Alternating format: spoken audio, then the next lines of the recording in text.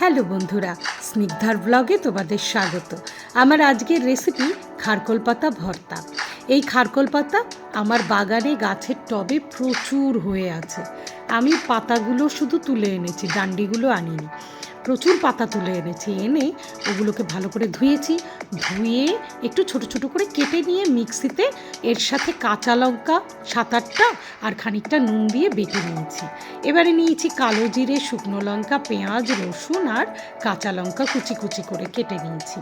প্রথমে গ্যাসের flame on করে সর্ষের ফ্রাই প্যান বসিয়ে সর্ষের তেল দিয়ে দিয়েছি।